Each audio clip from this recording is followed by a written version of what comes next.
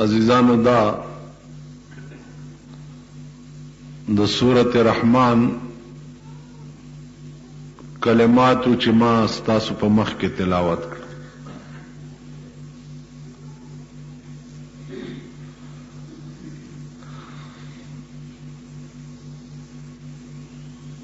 دا بیان ضرورت د دې وجه محسوس کړی دی ما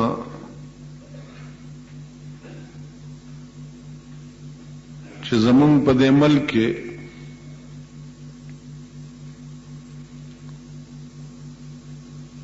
یو بل فتنه اوس سر چتای لګیا دی.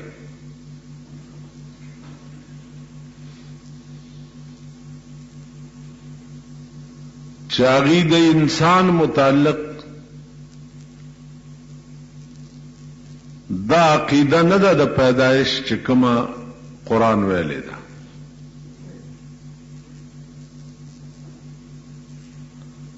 هغوی دا وایي چې دا دنیا په ابتدا کې یو غبار غوندې و.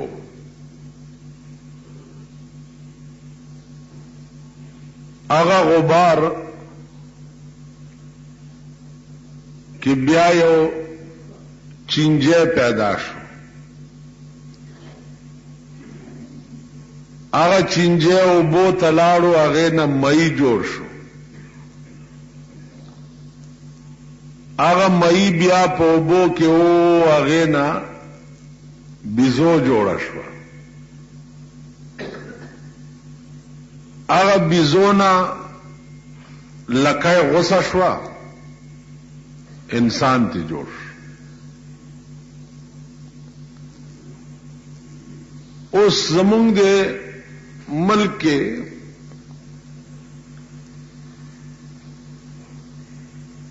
لوی مجلس او لوی هغه ډسکشن چې ورته دا خلک وایي هغه په دې کېږي چې مجلس کې کینی نو مذهب پورې خنداګانې شروع کی. مذهبي خبرې مجلسونو کې اوچیړي او هغې پورې خنداګانې کوي. بیا دا زمونږ د ملک حال شو.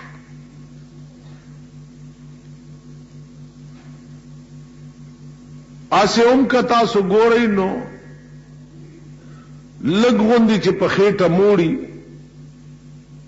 او د روټۍ دره کې لګي نو د هغه لوی بغاوت چې دی هغه د دین نه وي یا د اسلام نه.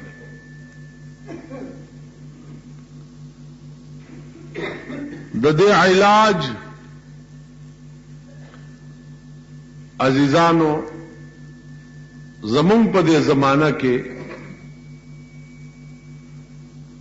وعظونه نه دی پاتې شوی. د دې علاج چې کوم دی هغه زور دی او ډنډه ده. زما یو کشر زوی دی، بیګا ما ته وایي چې ما ته یو سړي سوال را باندې کړی دی، خو ما ته وایي چې پلار ته به دې زما نوم نه اخلي، چې یو سړی خدایم نه مني، رسولم نه مني، قرآنم نه مني، دینم نه مني، مذهبم نه مني، هیڅ نه مني، اب په څه قایل کې.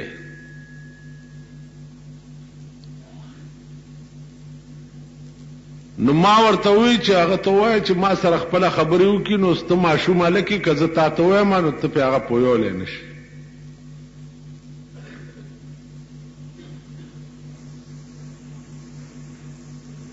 سهار مې سړی ولیدو، زه پویم چې دا کم سړی دی. ما وی چې هلکه بیګا تا زما زوی ته څه سوال جواب کړی و؟ وی نه نه جی ما څنګه دې نه و کړی؟ ټیک به اوس هغه سوال کې چې زه تاله جواب درکړم. وی جی اسی بای دیوے غندے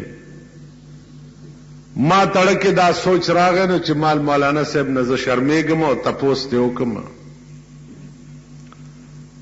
که یو سړی خدایم نه مني دام نه مني دام مال خویندې د سودي ویلې دوا او مال مور د میندې د سودي ویلې یوا مال واده دی کله دی ویل یو میاش یو نیمه پسته مال چا سره دی ویل تاسو ته پته نه ده پلانی سړی لور ما کړی نو مال داغه لور او ستا خویندو کې څه فرق شته ویل نه هغه جینه کوي دی او دام جینه کوي دی نو مال د خپل خور سره دی ولی نکاح نه کولو یا د خپل مور سره دی ولی د شپې نه سملاستی چې تاغه پردی کور جنای به کور ته راولي خو لنډ کار وکړ داسې شو ویل جی دا خو ناجایز دی مال دا ناجایز ټکی چا ویلی دی ویل دا خدای ویلی دی مالوس دی خدای ومنل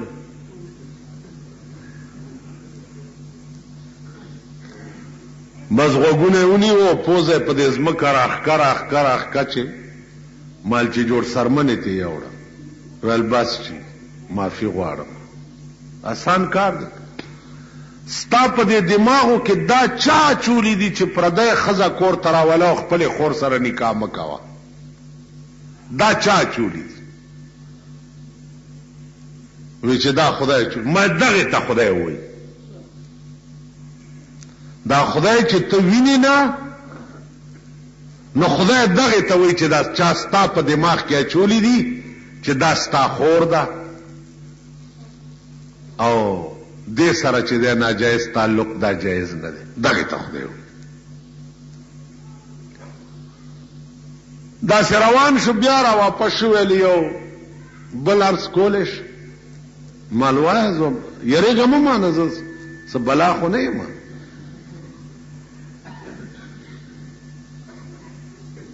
ویلې چې هر کله خدای دومره لوی عظیم ذات دی او دومره د خوند او د شان ذات دی نو په کارو چې د دنیا کې مونږ خو لیدلی وی لږ دا مسانه خبره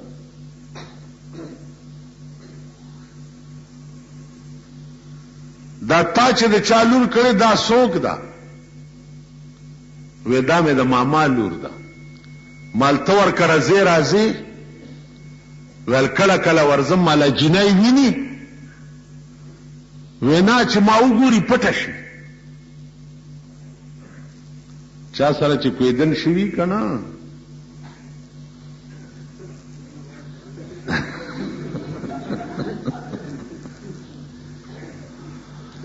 نو هغه جینه په داسې غم اورېدلي چې خاندي او که جاړې څه په لوی قهر اخته وي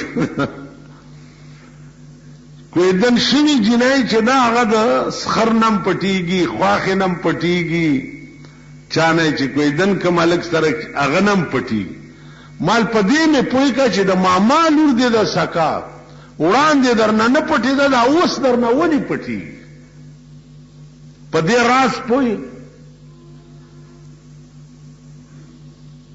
ویل والله که پې پوه مال دې کې راز دا دی چې چا سره دې مینه شي او هغه څومره نه وینې نو محبت به دې زیاتېږي ورسره دومره خو به چېرته څه لیدلي را لیدلي ماما څه خو به م لیدلي عاشق وی واده وصل چو شود نزدیک واده وصل چو شود نزدیک آتش شوق تیز تر گردد محبوب سره د ملاقات وعده چې نزدیکیږي نو د عشق اور نور تیزیږي. تاسو خیال راغی وعده وصل چو شود نزدیک آتش شوق تیز تر گرد. بیا چې د محبوب کوسی او لارې درته نصیب شي نو چورسی بکوه دلبر بس پار جان مستر کہ مباد بار دیگر نرسی بدی تمنا. بیا چې د محبوب کوسے ته ورسی نو ځان پورا قربان کا کې دې شي چې دا کوسے درته بیا ډو نصیب نشي. بیا عزیزه محبوب سره چې د وصال شپه راشي د وصال شپه د ملاقات شپه نو د عاشق تقاضا دای چې کاش چې دا شپه دومره اوږده وای خدایا چاډو تیرې دی نه.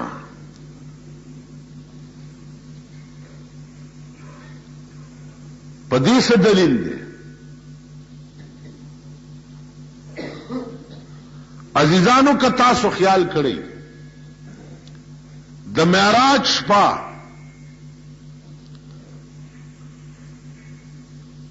دومره اوږده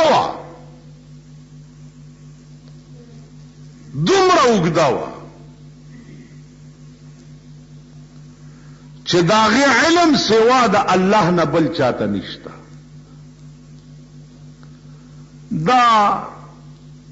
شاعرانو ماهرانو چرته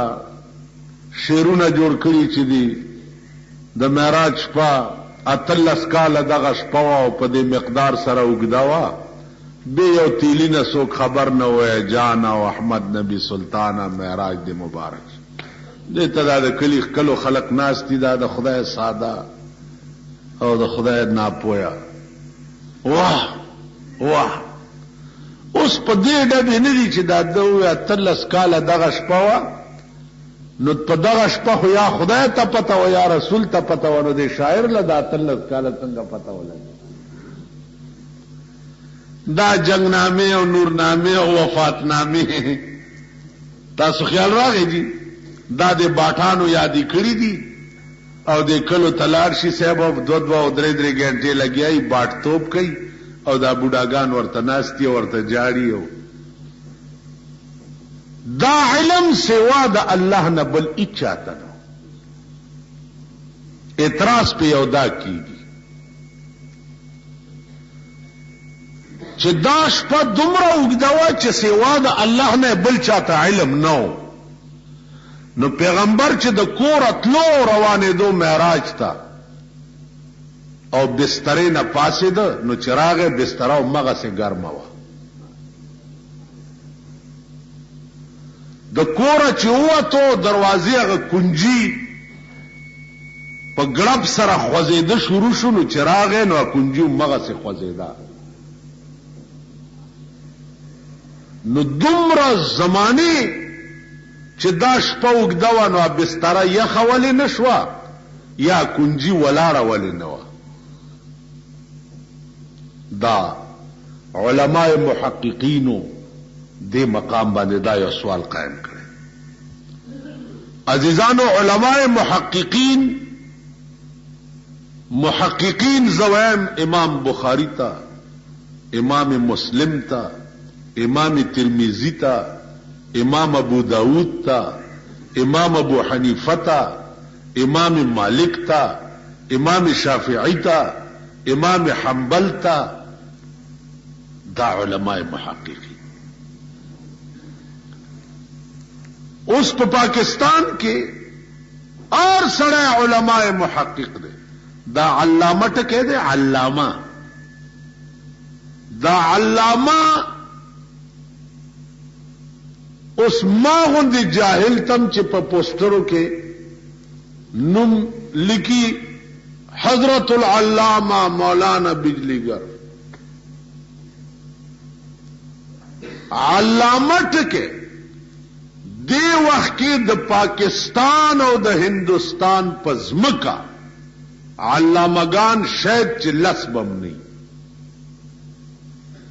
اوس په علامه ټکی ز تاسو پویول نه شمه چې علامه څه ته وایي یوشت علم دی یوشت او په یوشت علمونو باندې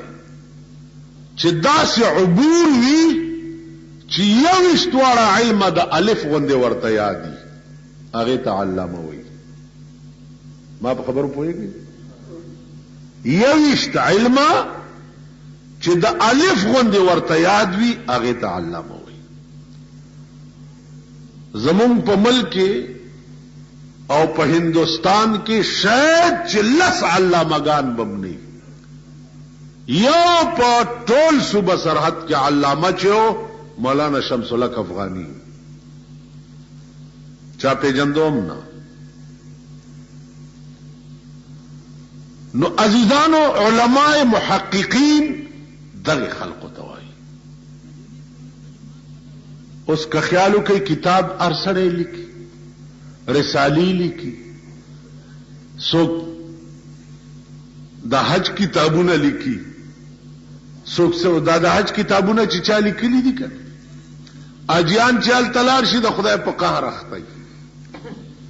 طواف کیا کتاب مخ ته نیولې د دوی دا عقیده چې دې کتاب کې کدا دعا دی او نه ویل نو حج جوړ نه کیږي دا جان تاسو ته دی څوک ها والله کې لار شي ضیاء الحق په حکومت سلويغ زرو تاج رسید سلويغ زرو تا اعلی حج کانفرنس ته جوړنجو شیب افتتاح وکړاو شرمېدلو غریب سړی که د خدای کور تتللو غواړي چې خزه خرڅکیم نشي تللی سلويغ زرو ته ورسو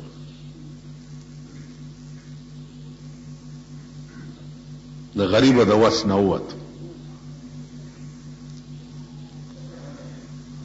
مالدار حج ته په خدای قسم که حج ته ځي هغه حج ته نه ځي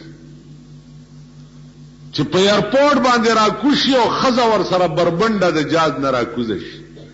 او خلق استقبال ته ورغلی نو دا حج نه راغی دا ځن طلاق چې بربنده خزه ور سره د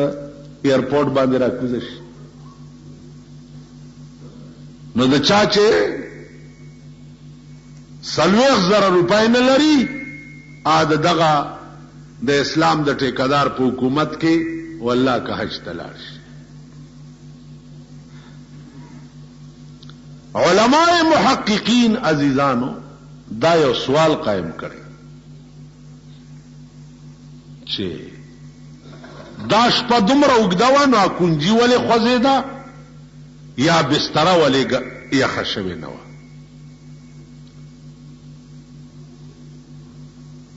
عزیزانو که تاسو خیال وکئ د وصال شپه د عاشق او د معشوق په منځ کې دا شپه را ټینګول دا د چا په وس کې نه ده سوا د خدای نه که دا د چا په وس کې نه ده نو عاشق او معشوقه قدرتی طور چې سبا راوخیږي نو جدا شي ځکه چې رڼا شي او د عشق د پاره رڼا چې دا زهر قاتل دی رحمان بابا وایي چې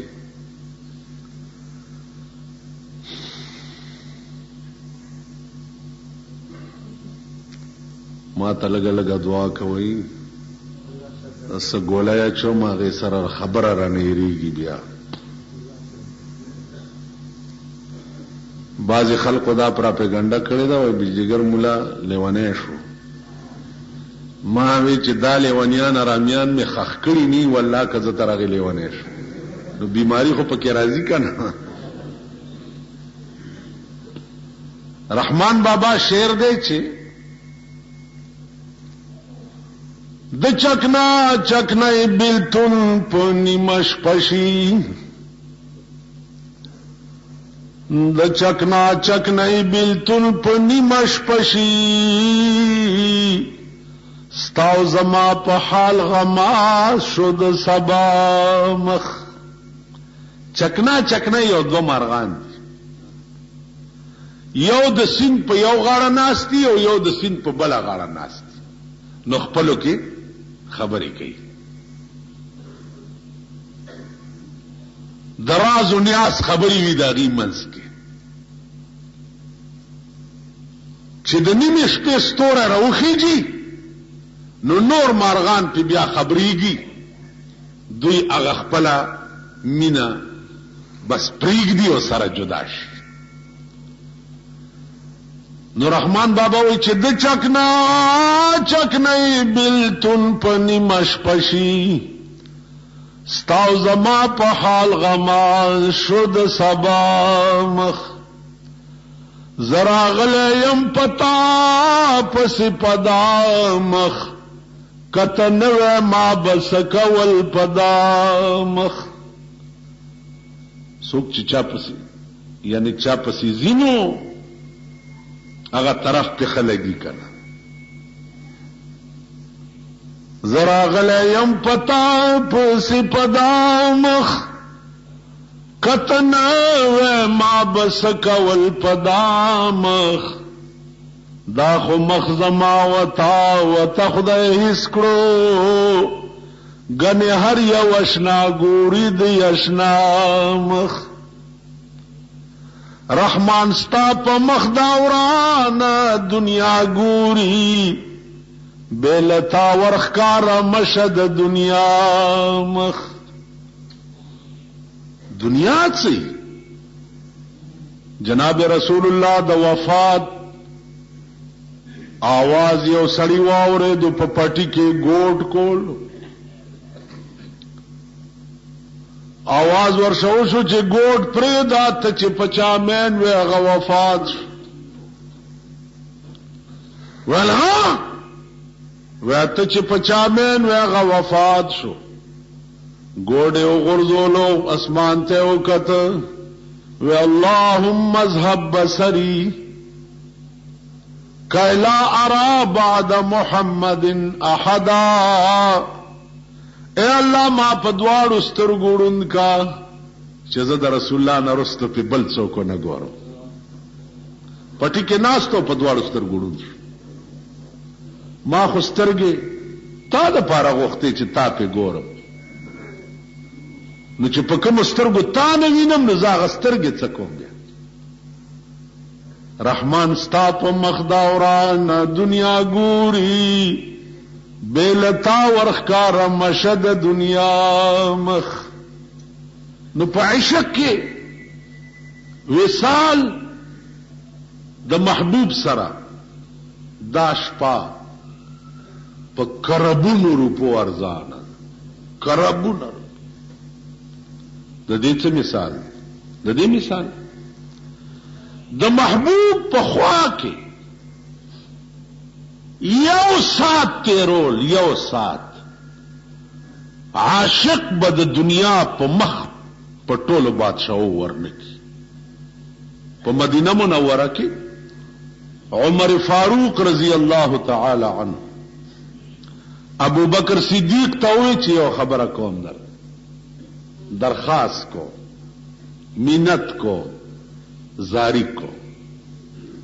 وی وایا وی د مکې نه چې راتلی تا او رسول الله صلی الله علیه وسلم او په غار ثور کې تا د پیغمبر سره شپه کړې ده. اے ابو بکر داغه ټولې شپې یو ساعت مال راکا او زما د ټولې زندګۍ عدل او انصاف او غزاګانې دا ټولې ته واخله. دا ټولې شپې یو ساعت یعنی یو غنټه دا مال راکا چې تا د پیغمبر په خوا کې تیر کړ. ابو بکر صدیق ورته وی عمره زما د خدای په ذات قسمی چې د پیغمبر هغه سر چې زما په پتون په غار ثور کې پروت و چې د خدای ټوله خدای راکې په چې د پیغمبر دغه سر یو سکند تعالی درنه دا سټوکو خبري دا خو هغه چانه تپوس کوا چې چاته دا درد نصیب شي چا دا درد کتلې وي. مولانا روم وایي چې مجنون ته چاوي چې هلکه دا څه په غضب اخته یې هغه ورته من کیم لیلا و لیلا کیست من کیم لیلا و لیلا کیست من ما یکی روحی ما اندر دو بدن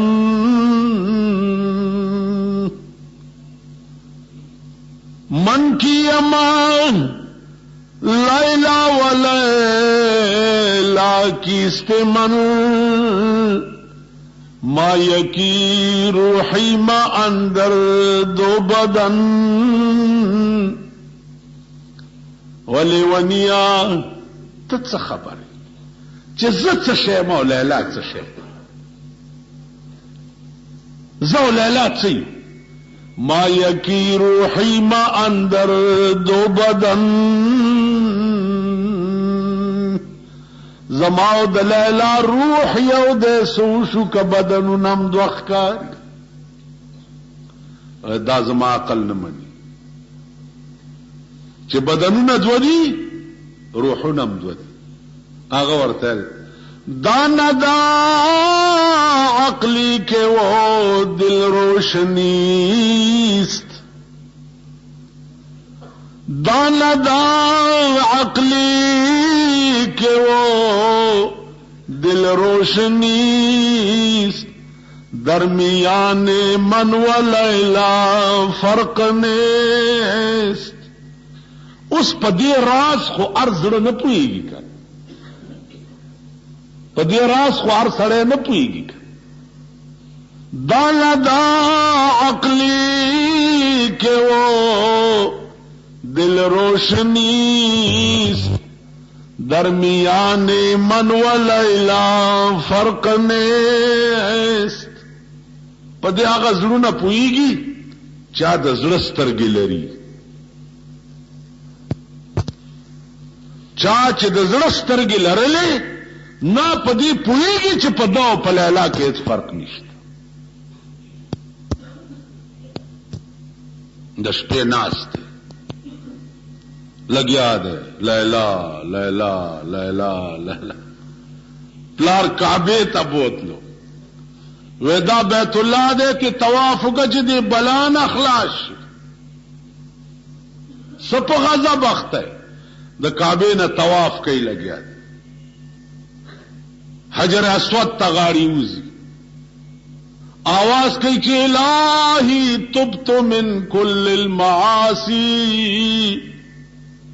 اے اللہ دا ټولو گناہونو نه مې دې توبه وي. الہی تبت من کل المعاصی ولكن عشق لیلا لا توبو. خدای دا ټولو گناہونو نه مې دې توبه وي خود لیلا دا عشق نه ستا په ذات مې دې قسم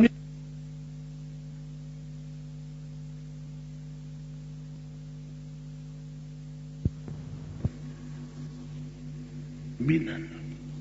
درد دے اس ظالم درد پلار روان دے صاحب یو شیخ منز کئی لگیا ولاړ سنت اغسطی دی لپټای په سر کړی دا ولاړ بزرگ صاحب منز او چې سلام یو ګرځول ورته وړون دی زمونږ کوم زما مخ کې تیر شو مجید راغی د لاس نیولی ویل شیخ صاحب خبر واوره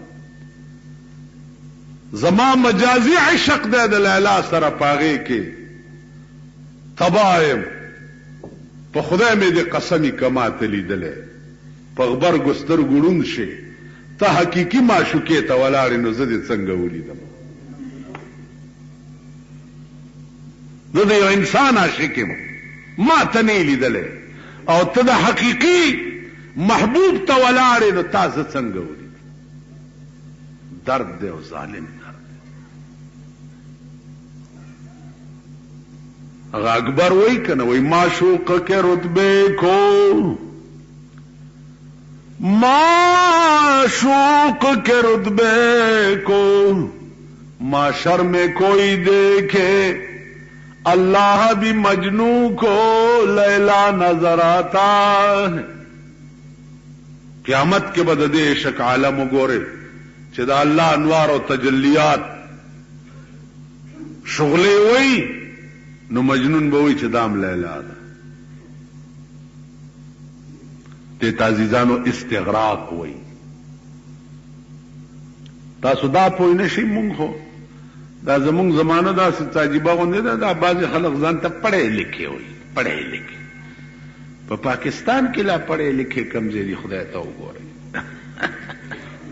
پړی لیکې دوی ځان ته پړی لیکې وایي دا چا چې ایف اے بی اے ایم اے کړي دا پړی لیکې دي او مونږ ملیان نه ملا دی یعنی مونږ خري دا چې دي دا پړی لیکې یعنی چا چې دا د غویي متیازې زده کړي انګریزي وګورئ د غویي متیازم چې په لاره ځي داسې داسې کېږي چا چې د غویي متیازې علم ویلی دا پړی لیکې دي خیال م راغی چا چې قرآن او حدیث ویلی و دا جاهل دی چا کیمسټري ویلی دا او چا دا ټیزن ساينس ویلی دی کنه جی پاکستان ته ګوره ساينس ته ګوره یا به مې لیونی شوه په ترجمې باټینګن غواړي پاکستان ته ګوره ساينس ته ګوره پاکستان ته ګوره جهازونو جوړولو ته ګوره پاکستان ته ګوره بحري بیړۍ جوړولو ته ګوره دا روټي خلاص دوی په دفترو کې بسکټي خوري او چې مازیګر روزي امبر سره میخې ساتلی دي هغه صدر روډ ته راوباسي هغه لوبی او د شپې د شراب اوسکي اوده پراته دوی به جهازونه جوړوي دوی به اټمي ذرات پیدا کوي او دوی به اټم بمونه هایدروجن بمونه جوړوي دا بې غیرت دا د اکبر باچا لټان دا د اکبر باچا لټان دي دا حکمران طبقه چې دا لټان د اکبر باچا زمانه کې درې لټان داسې پراتونو دا یو په دې سینه بیره پراته وه چې بیره پراته وه نو پاس یو سور سړی روان ویل کاکا خبره واوره راکوش شوې چې دا بیماران دي جوړې او دوی اوس داسې پراته دي چې داسې پراته دي نو ویل ولې ویل دا بیره مې په سینه پراته ده لکه د خوله کې راواچو هغه دا خیال کړی چې دا جوړې فالج به والی یا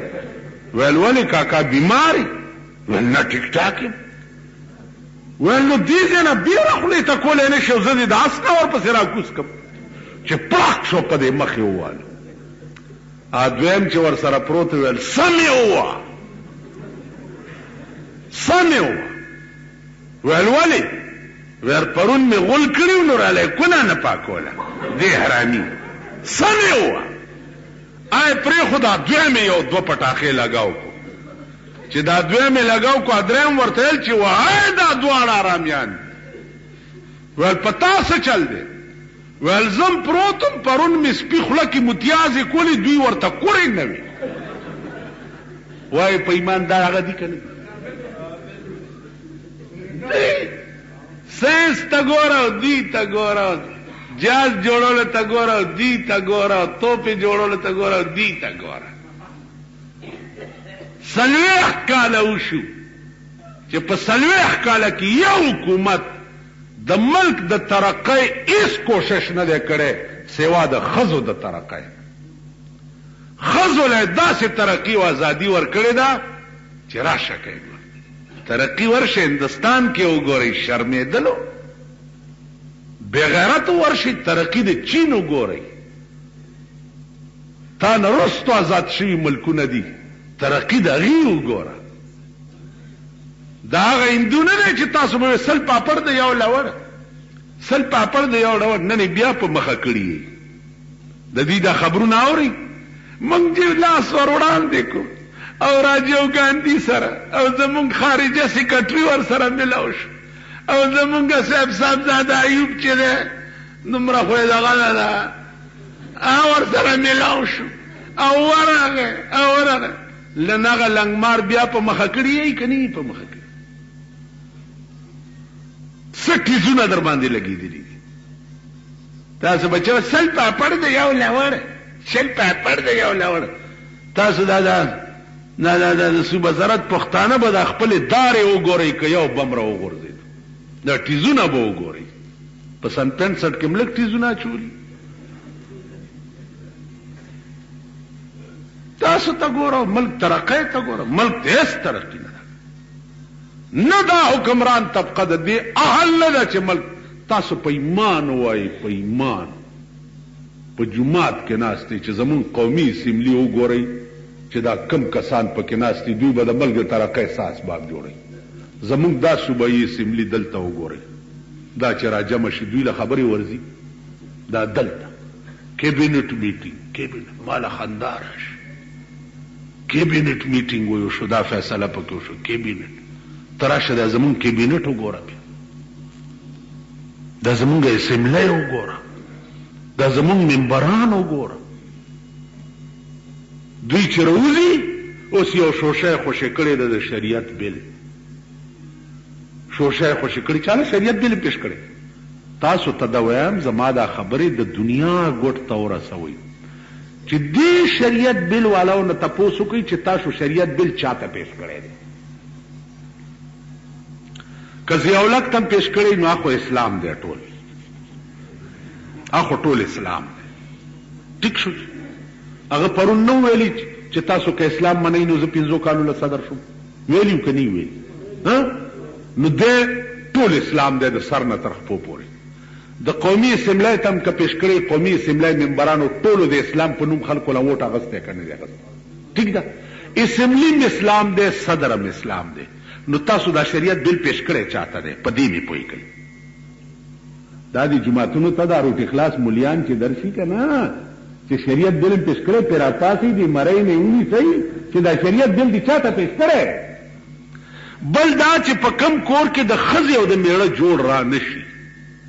نو د هغه کور نه ښځه یا مټیزیږي یا د میړه نه طلاق علي که نه علي یا خو ترې مټیزه شي وتښتي یا ترې طلاق علي په اسمبلی کې ورسره ناست دی د مینې اسټل پس خوردې خوري تالي سټي او قوم توککې چې ما ورته شریعت بیل پیش کړی خو استعفی ورکوي که اسمبلی ورته پرېږدئ سینیټري ورته پرېږدئ چې راوځئ استعفا ورکوي که نو دا بل ډونګ مچو کړی صاحب چې کال خو تیر شي که نه نو یو شوشه پرېږدي نو ټول کال بیا بیا خلک اخته په شوشه صدر صاحب بیا د خیر په غونډۍ کینی بیت الله شریف ته منډه کړي چې یا الله شوشه مې پرېښې پکې مې کامیاب کړه پکې کامیاب کړی کال بیا خپل دی مخې کال له به وګورئ بله یو شوشه به پرېږدي دا 10 کاله په دې شوشو تیر کړه والله که نه اسلام شته نه دین شته نه مذهب شته نه په دې ملک شرعي نظام وګورئ دومره دا چې هر سړي ته پړه کې دا درد ساتل پکار دي چې خدای د ملک قانون قرآن پکار دی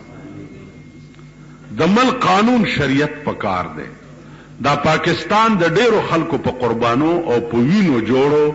او د دې نا اهلو د لاسه تباه کیږي لګیا دی خدای دوی تباه کی او د ملک لاج وساتي دا زمونږ ملک دی دا زمونږ وطن دی خدای دې نه کړي هغه سات که دې ملک ته یا روس راغی دې ملک ته یا هندو راغی زمونږ به څه حالي مونږ به بیا هغسې سپي یو لکه د انګریزانو په وخت کې چې سپي د انګریزانو د آسونو خاشنه به مونږ پاکول او د انګریزانو بوټان به مونږ پالش کول او د هندوانو دغه پیتلو لوښي به مونږ وینځل زمونږ دې کلي کې یو دې کلي کې دا چې مبارک کلی دی زه چې پکې ناست یم دې کلي کې یو د هندوانو تالي سټو نو پیسې ورسره بیا ډېرې رالي نو ما ته یو ورځ چې ملا صاحب ملا ملا ما د سړي زوی شه ما نه لیدلی تا چې د هندوانو هغه برتنونه به دې مانځ کول او د هندوانو په ګودامونو کې به دې بورۍ اوچتولې. اوس د پاکستان د برکته ته هم خوله کږه کړې او خبرې کوې. دا خسکي مالدار چې دي د دوی دا خبرې واورئ لګي. دا اوس چې ولا د هیروین د برکته پیسې راځي. هیروین سمګلینګ څوک کوي؟ حکومت یې کوي. د چا په جازونو کې هیروین دي؟ وایي بټای د چا په حکومت کې جوړې دي؟ د چا؟ ستا په ایجنسو کې بټای نه دي؟ هغه ایجنسۍ ستا نه دي؟ ستا پولیټیکلان او ستا پیګان او تحصیلداران کې مقرر نه دي؟ ستا ملکان نه دي؟ ستا مراعات نه خوري لګیا؟ بټای چرته دي؟ جوړیږي چرته؟ سمګل کېږي په خرونو نه ځي او نه پیدا ځي، ستا په جازونو کې ځي. بیا دا ثابته نه شوه چې کوئ یې هم تاسو ملاو ور سره تاسو یې. نو وی درمیان قار دریا ہم چو بندم کر دئی، باز میں گوئی کے دامن تر مکن ہوشیار باز. کیم پخپلا او ملامت کیم ماں سو کی کئی نند قوم بچی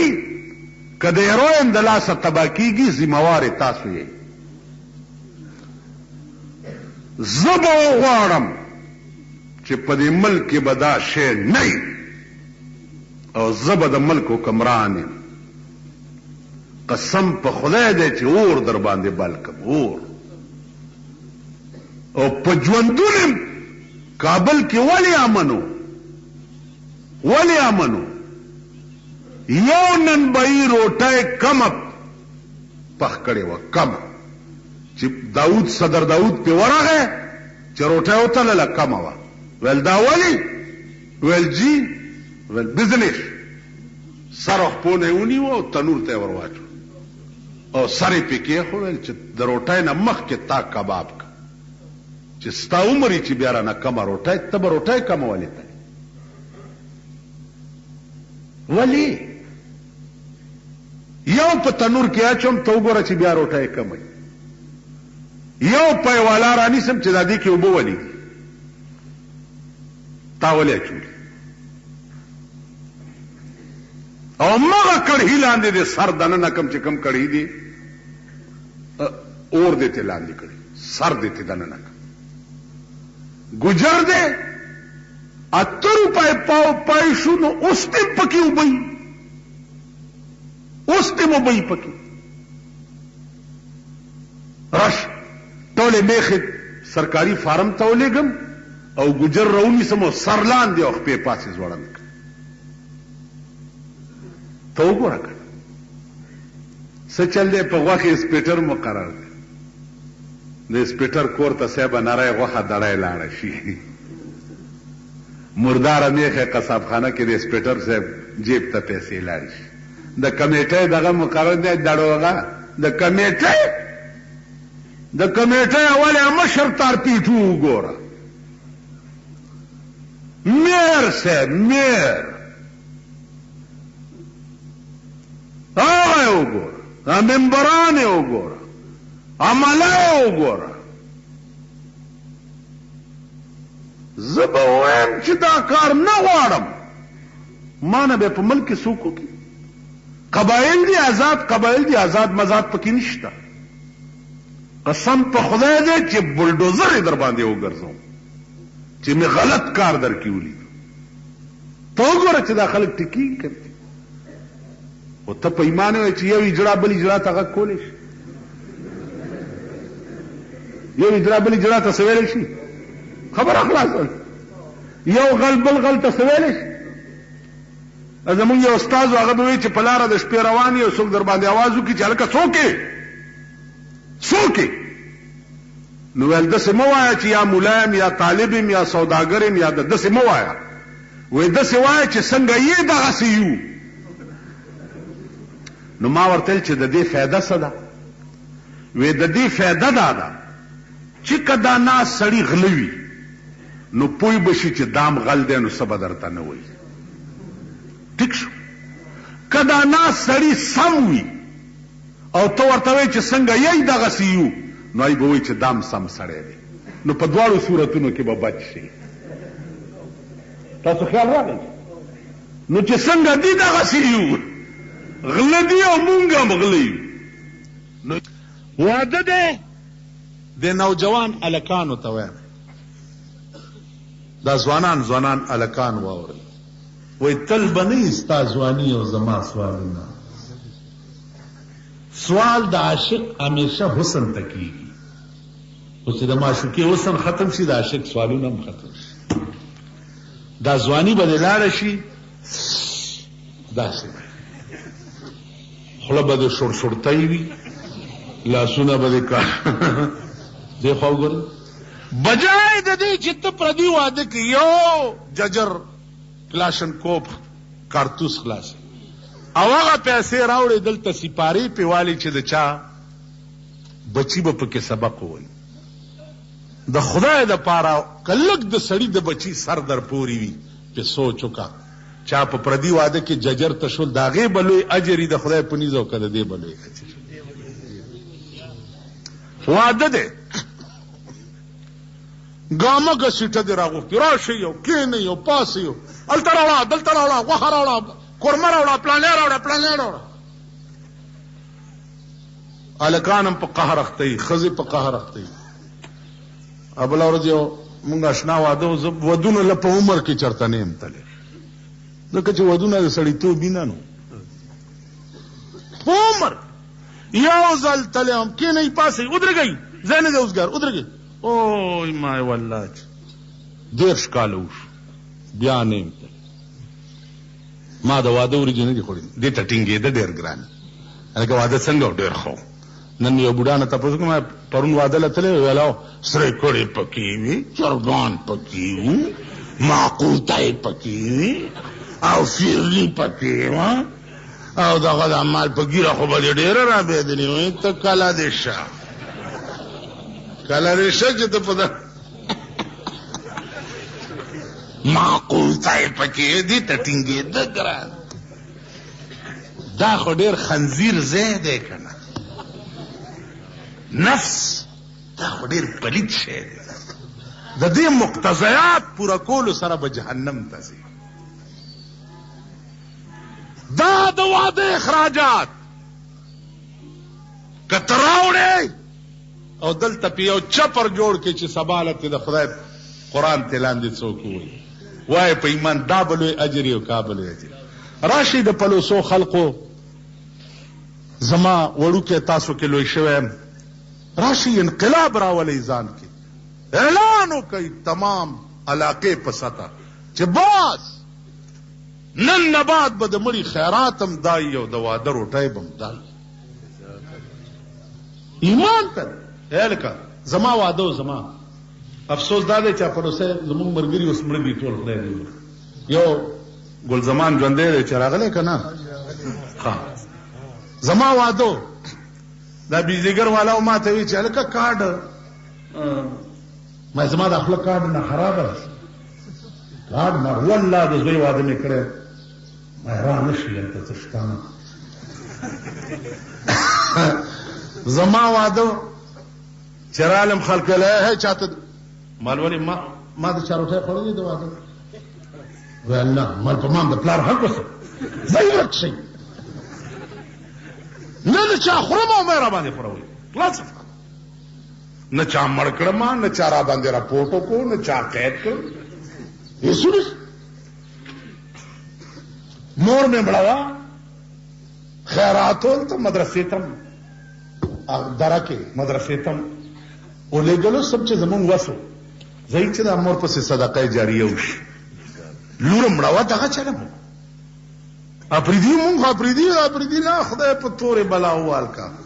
ما ته وایي چې هوی نو وشوه وړمبی ماښام دې خراب کړه معلومبی ماښام ستاسو تباه دی تباه تاسو په ړومبي ماښام په قبر کې په څلور بولي په دې زه ښه پوهېږم که په دې ته ښه پوهېږم دې له درد پکار درد ما درد چې د چا زړه کې د صدقې جاریې و سیټي کریم بخش جوماتونه او عیدګاګانې او مدرسې جوړې کړې وې 15 کاله پسې د مرګ نه رایستی زه چې ورلم تابوت یې رایستی و مولانا صاحب هرات مولوي صاحب ورته وی ما چې پرایمني ځئ ویل نه نه مونږ یې ګورو خو چې ډچې ورکو تابوت یې ترې لرې کړو په خدای باور وکئ ماښام دی 15 واړه وخته یو ځای کېږي چا د لمبا اوبه هم په دې ګیره کې پرخې غوندې نښتې دا ما لیدلي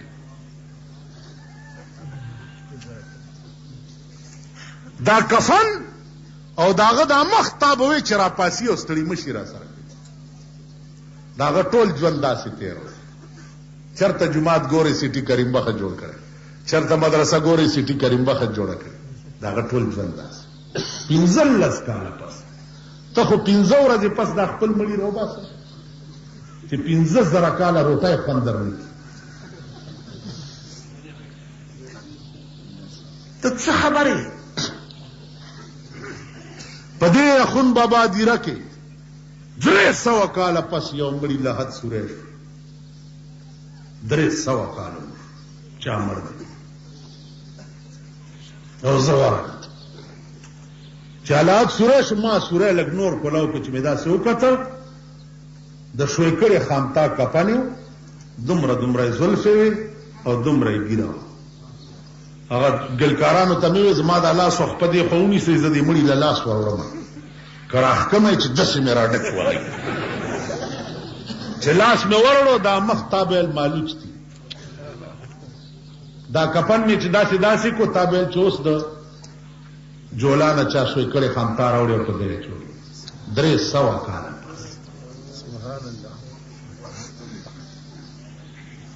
تاسو خیال راغی زما عزیزانو عرض داو چې دا د اورېدو درته یم دا د لیدو چې د چا ژوند داسې تېري د هغه د مرګ نه رستم دا علي په دې نوتیه دیره کې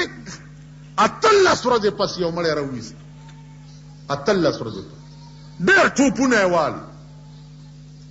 چې مولانا صاحب مونږ یې کلي ته وړو مال مه کوئ بیړه مغر کشه ګناه ده ویل نه وړو یې خیر مالزی ورک شي چې دی لاړې یو ګنټه پس زم ورپسې ورغم چې د لحد تخته خو یې را لرې کړه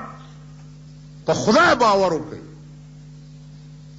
چې 1000 واړه لړمان ترې راووته د لحد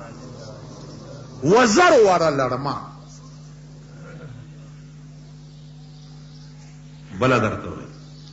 ترمزو حاجي صاحب زیارت ته تللی وم باجوړ ته تلم هلته ور وړو یو بوډا سړی سپین ږیری سلام علیکم وعلیکم سال دی جی حاجي صاحب زیارت خو دې وکړو او راځه چې یو بل زیارت ته بوت ای قبر سره ودا طالب دی داود باجوړ حاجي صاحب سره په غزا کې شهید شو شپږ میاشتې پسې د وطن خلق خپلوان راله چې مونږ یې وباسو حاجي صاحب منې کړه چې وباسئ یې ما ډېر څه یې وکړه نه منې کېده چې نه منې کېده وی ځئ چې سم خوښه دا وکړه چې قبر یې پرانیسته او تختې ترې رالرې کړې هلته دا د کاڼي تبزې غوندې لحد ته یې ودرولې چې رالرې کړې د دې خپو د طرف نه د ګلاب بوټی زرغونو او هغه تانګ یې داسې په سینه راغلی او تک سور ګلاب د دې سپېږمو ته داسې ولاړ عزیزانو دا د اورېدو خبرې نه دي قبر خو علم غیب سره تعلق لري لیکن کله کله دا انکشافات هم قدرت په خلقو کړي دي کتلي دي په سترګو نو دا عالم آخرت دی عزیزانو دا عالم پکې دی او دا عالم پکې دی نو ښه حالت به د هغه چای چا چې په دنیا کې قرآن او حدیث سره رابطه و دا مدرسه ده خدای دې توفیق درکړي چې تاسو ښځې وګورئ ښځې خیرات ومنئ نظر ومنئ صدقه هر څه چې وکئ دغه ځای ته رالیږئ کتابونه ورته پیالئ پوزي ورته پیالئ کمرې ورته یو 2-3 جوړې کئ یو کمیټه یې جوړه کئ د دې کلي د علاقې په سطح باندې چې د دې ځای خدمت وشي کوئ به دا 1000 روپو چک دی د مجاهدین باچا د طرفه دا سړی مخلص سړی دی. دعا ورته کوي چې خدای پاک نور د خدمت کولو توفیق ورکړي، بچی ورته خدای وپایي او نیکانې ورته لوی کړي. زما خو د جیل ملګری پاتې شوی دی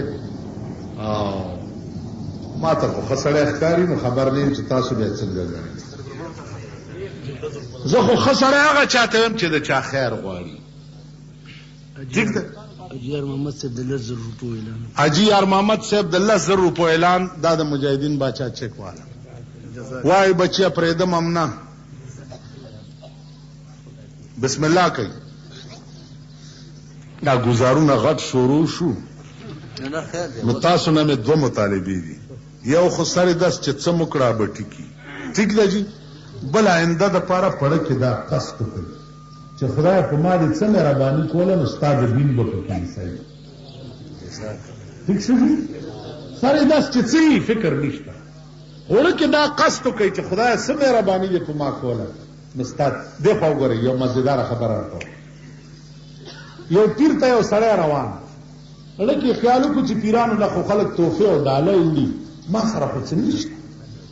نو په لاره تله داسې نري نري ډکي راټولولو، یو دومره ګېډی جوړ. چا پیر ته ورسېدو، وې دا دې سره وړه؟ وې صاحب والله که نور څه مې وس کړي خو دا لرګي مې راوړي چېرته لنګر دال به پې پاخه شي. ویل ښه ویلم. ویل هله دا لرګي په بکس کې کېدی، یو خوله پې کې کنجي ماله راکړي. وې صاحب دا ولې؟ وې زه چې کله مړ شم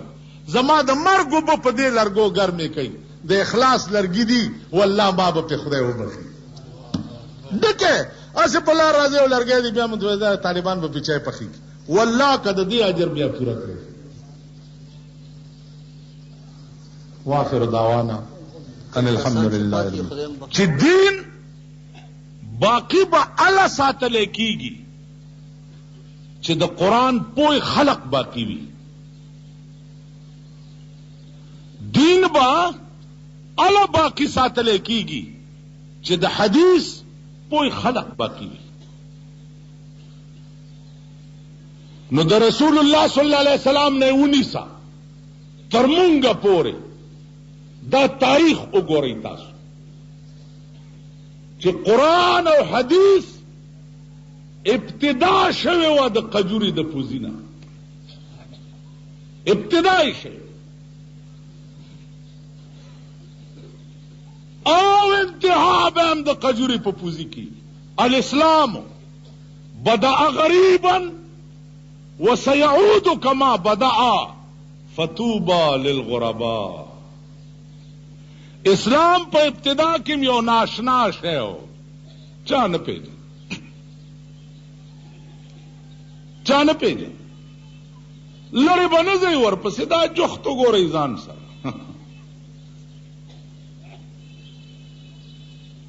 خپه نه شئ، قیامت کې به د هر چا محاسبه کیږي. د پیرنګي د حکومت نه زما ګیله نه وه. پیرنګي و د پاکستان جوړېدو نه رستو د پاکستان حکمران طبقه د دې به هم محاسبه کوي. دا ملک د دوی د پلار جایگیر نه دی، دا ملک د دوی نه دی، دا د خدای ملک دی او خدای ته به پاتې که د بل چا دی. د چا څه شته؟ د دې به هم محاسبه کیږي چې ښه 40 کاله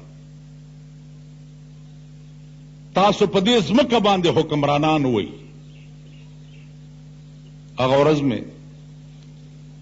تبلیغي نصاب کې یو واقعه وکتب، ویریدم چې قیامت کې چې حساب کتاب بکیږي، بادشاہان د زمانو سره بډومبنه حساب دای چې تاسو ما د ځمکې بادشاہان کړي وو، تاسو دی به سرنګون ولاړی، تاسو ما د ځمکې بادشاہان کړي دې د پاره وای چې د غریب آه در نه ګوره مال را نشي اسمان ته. ما دې د پاره تاسو د ځمکې بادشاهان کړي وای چې د غریب آه در نه مال را نشي اسمان ته، او تاسو نه د غریب آه مال راغلی دی، نو په خپل ذات مې د قسمی کبم پرېږدم.